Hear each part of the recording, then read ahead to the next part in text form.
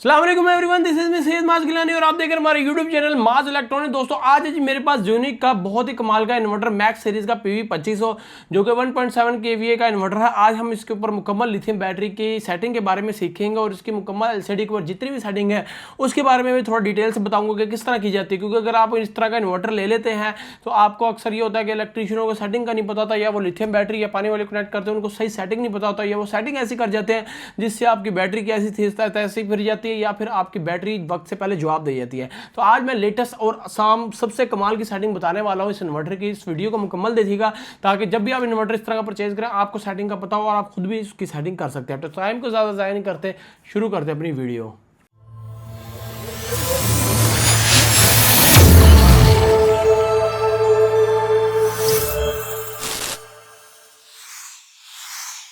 तो लीजिए जी, ये आ चुका जी ब्रांड न्यू इन्वर्टर और ये है जी मैक्स सीरीज़ का इन्वर्टर PV 2500 मॉडल। इसके साथ भी मैंने बैटरी के साथ तारे अटैच कर दिए हैं और ये आ चुकी है जी हमारे पास लिथियम बैटरी जो कि 12 वोल्ट 100 एम्पीयर की है, हमने इसके साथ अटैच की हुई है। अब जल्दी से पहले काम ये करते हैं, अपने इन्वर्टर को करते हैं इस बटन से ऑन, और जैसे इन्वर्टर को ऑन करेंगे आप देख सकते हैं स्क्रीन के ऊपर इन्वर्टर ऑन होता नज़र आ जाएगा।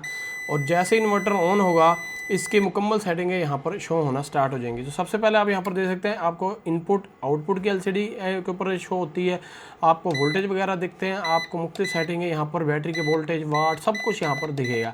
अब बहुत से लोग कहते हैं भाई हमें इसकी सेटिंग नहीं करनी आती, इसकी सेटिंग तो हमें करवा दे। तो सबसे पहले सेटिंग करने के लिए आपने इसके इंटर बटन दबा के इसकी सेटिंग वाले मोड पर चले जाना है।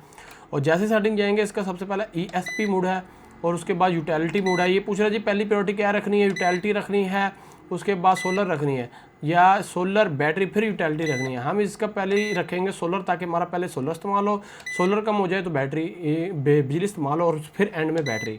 उसके बाद ये पूछ रहा है चार्जिंग करंट सोलर से कितना करना। अब ये ना डिफ़ॉल्ट किया होता 60 एम्पेयर, लोग अक्सर 60 एम्पेयर करते थे जिसकी वजह से बैटरी की ऐसी तैसी फिर जाती। भाई इसको मैक्सिमम 20 एम्पेयर पर रख दो, इससे ज़्यादा एम्पेयर नहीं रखने। उसको तीसरी है जी इसको आपने ऐसे ही रहना चाहना है। ये पूछ रहा है जी अप्लायंसेस पे रखना है UPS पे रखना है तो अप्लायंसेस पे रख दें। उसके बाद आती है बैटरी सिलेक्शन मोड कि आपने बैटरी कौन सी लगाई है, AGN लगाई है, आपने फ्लड वाली लगाई है, या आपकी बैटरी लिथियम है तो आप यूज़र डिफाइंड पे रख दें। और उसके बाद यहाँ पर छठी सेटिंग आपने छोड़ देनी है, सातवीं सेटिंग भी छोड़ दी है। ये रीस्टार्ट वगैरह के लिए LCD restart, inverter restart, overload restart इस तरह की है। उसके बाद ये आ चुकी है जी फ्रिक्वेंसी, ठीक है ना, ये आपका जेन्युइन 50 हर्ट्ज ठीक है। उसके बाद 230 वोल्ट ये भी रहने देना है। उसके बाद यूटिलिटी का चार्जिंग करंट पूछ रहा है कितना एम्पेयर करना है। अगर आप कहते हैं यूटिलिटी का चार्जिंग भाई हमने बिजली से चार्जिंग नहीं करानी, हमने बिल बचाना है, तो आप इसको 2 एम्पेयर पे रख दें। अगर आप कहते हैं थोड़ी बहुत ही बिजली से चार्जिंग हो तो आप इसको 10 एम्पेयर पे रख दें। उसके बाद 12वीं सेटिंग के अंदर आपको ये पूछ रहा है जी बैटरी पॉइंट टू यूटिलिटी क्या होना चाहिए, पॉइंट टू बैटरी क्या होना चाहिए, वोल्टेज इनको छोड़ देना है। ये तब इस करने हैं जब आपने SBU सेलेक्ट करना है। उसके बाद ये पूछ रहा है जी ऐसा न्यू करना है कि बैटरी की चार्जिंग की जो प्योरिटी वो क्या रखनी है, सोलर एंड यूटिलिटी रखनी है, या सिर्फ सोलर रखना है, या फिर जो है बैटरी रखनी है वो वापडा रखनी है। ठीक है, तो हम इसको रख देंगे कम से कम जो है S and U के ऊपर, ताकि वापडा और बैटरी वापडा और सोलर दोनों इसको चार्ज करें। उसके बाद 17वीं से 18वीं सेटिंग छोड़ देनी है, 19वीं सेटिंग छोड़ देनी है, 20वीं सेटिंग छोड़ देनी है, उसके बाद 22 भी छोड़ देनी है, 23 भी छोड़ देनी है। 25वीं सेटिंग में आपको रिवर्स फीडिंग का आ रहा है तो इतना इन्वर्टर में इतना वाट तो फीडिंग कहाँ से करेगा। उसके बाद ये वोल्टेज के आ रहे हैं कि बल्क वोल्टेज क्या होना चाहिए, बल्क वोल्टेज इसके होने चाहिए 14.6, क्योंकि लिथियम बैटरी है इसके 14.6। इसके चार्जिंग करंट है, चार्जिंग वोल्टेज है, तो हमने इसको 14.6 पर रख देना। ये मैंने 14.6 कर दिया। उसके बाद ये आ चुका है जी फ्लोटिंग वोल्टेज, वो हमने इसके रख देना 13.6, ठीक है जी। उसके बाद कट ऑफ वोल्टेज हम इसको रख देंगे 11 वोल्ट पे।